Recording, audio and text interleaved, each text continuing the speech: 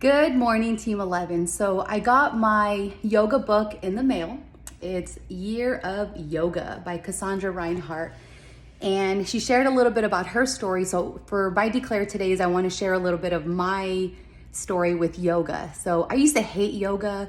I tried it a few years ago and I just hated it. I felt dumb. I felt silly, ridiculous just doing these poses. For the first couple of years, or a couple of years ago, I was really into bodybuilding. I wanted my body to look a certain way. I used to work out 6 to 7 times a day. For 2 to 3 hours, I would just lift.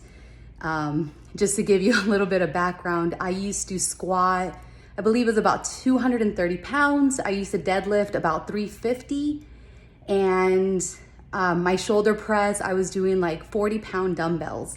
So I was doing this for years and it was just never enough. I always wanted more muscle. I always wanted to lift more. And when I would get to that weight, I still wanted more. And I was super strict on keto. I would track everything and I was still so unhappy.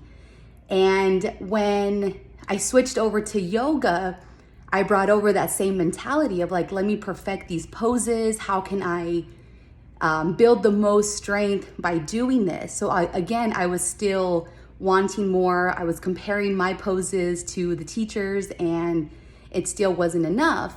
And at a certain point, something clicked and I realized that this yoga is for me. It's a connection with my body, with how I'm feeling, with what I'm doing. I've changed the way I eat. Instead of being strict and restrictive on what I eat, I'm more open to a balanced lifestyle on what I eat. So yoga has really helped me. I know JP does a little bit of yoga. I know Hugo does some yoga.